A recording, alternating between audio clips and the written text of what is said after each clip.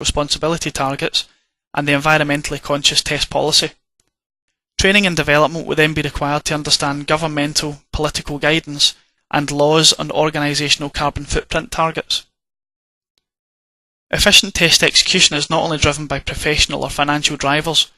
Environmental concerns will become an ever more pressing concern, with greater focus on test automation to provide greatly improved elapsed time of test execution and energy efficiencies. Test management is more likely to involve less in-person interaction with test teams with a heavy focus on less travel. As a result, the skills of a test manager will evolve more like those of test managers of offshore teams, where communication is critical to the success of the project.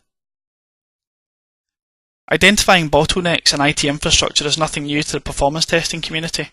However, more obscure areas of concern will have a greater impact on the environment.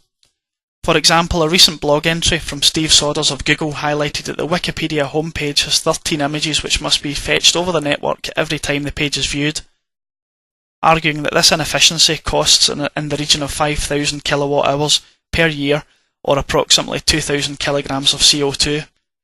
And by Steve's own admission, crude mathematics were used here. There is also another interesting quote from Steve that making pages faster is good for your users, good for you, and good for Mother Earth. Having a more energy efficient IT infrastructure with highly focused and driven people will minimise organisations' exposure to energy price increases and subsequent financial limitations imposed on the business. Some expert energy predictions suggest that IT energy consumption could double by 2021, and taking into account energy prices at present and their expected rise in the coming years, this will not only harm the organisation's economical position, but its environmental footprint. The UK Carbon Trust recently stated that 17% of 60 managers in the accountancy, banking and financial services sector surveyed by YouGov state that cutting carbon emissions has risen up their agenda in the last 6 months, compared to just 3% who say it has slipped. 65% of the companies in the sector that have or are looking to trim costs, 23% would state general energy efficiency. This outranked redundancies at 13%, recruitment freezes at 19%, and holding salaries or giving below inflation pay rises at 17% as the favoured cost-cutting option. They also state that UK businesses could collectively save nearly £2.5 billion during the next 12 months by implementing cost-effective energy efficiency measures. Many of these measures will include changes to the organisation's underlying architectures, whether that be through hardware acquisition or system design changes, and will therefore require efficient and effective testing approaches by skilled testing professionals. Corporate social responsibility reports are now focusing heavily on green initiatives and the role their organisations are playing to help the environment. Intel and IBM both focus heavily on their commitment to green initiatives. Some examples are shown here, such as Intel joining the US EPA Climate Leaders Programme in 2006 and commits to reducing greenhouse gases to below 30% between 2004 and 2010, and then in 2008 confirmed as America's biggest purchaser of green energy. Playing in the Big Blue nickname, IBM have launched their Big Green initiative to deliver energy monitoring technologies, and their website promotes this heavily. This is just a couple of examples, however they accurately reflect the importance of organisations' environmental policy and brand reputation targets. The greener they are perceived, the more recognised their brand becomes. Major banks, insurance companies, utilities and other blue-chip organisations are now including their approach to reducing their carbon footprint in their annual reports. As a result, all aspects of the business will focus heavily in this area, including IT procurement, IT architecture, development, and of course testing. All of which has a direct impact on the brand and brand recognition. Staff retention and resource turnover is now impacted by the organisation's green policy. This obviously includes testing and development staff and has been found to be a choice factor with prospective employees.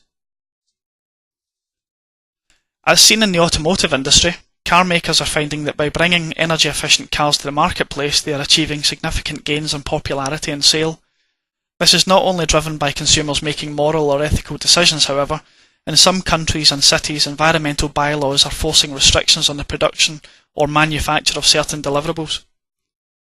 From a testing perspective, testing plays a pivotal role here anyway, as testing verifies that the deliverable meets and hopefully exceeds the needs of the end user, and whilst maintaining existing relationships and hopefully building new, and verifying that the green characteristics of a delivery is climbing the list of priorities. With increasing legislation, environmental controls within the organisation is fast becoming an organisational obligation rather than choice. Ultimately, this is a moral issue facing everyone. So, what about the environment? Thanks to everyone for listening. What I'll do now is have a look at a couple of questions that we've got that have actually come through from the audience. First one, you mentioned that test management is likely to involve less face-to-face communication. How do you see offshoring impacting testing in the UK? Well, I don't actually believe that this is actually siloed to the UK. The economic position in countries around the world is driving the cost-to-income ratios to be slashed. As a result, offshoring presents a significant impact in this area, and as a consequence, it will be vitally important that companies choose their testing partners carefully and define the correct model that suits their business. This will include understanding the roles of the people onshore and the responsibilities of those offshore. Second question, what services are on offer to help companies drive energy efficient measures? Well, there are a large number of services on offer from AppLabs, as our primary focus is on testing initiatives. We offer test process consultancy services, offshoring, on-site resourcing of testers, test analysts, test managers, and technical skills in automation and performance, to name but a few. More information is available, of course, on www.applabs.com, or if you have any specific questions, then please get in touch with us at the email address shown on the screen, which is marketing@applabs.com, or contact any of our offices. Again, details are available on our website. So thanks again to everyone for listening. Any questions not answered today will be captured and responded to via the email addresses provided during the registration process. However, should you have any further specific questions you would like to ask after the event, please do not hesitate to contact us at marketing@applabs.com. Thanks again.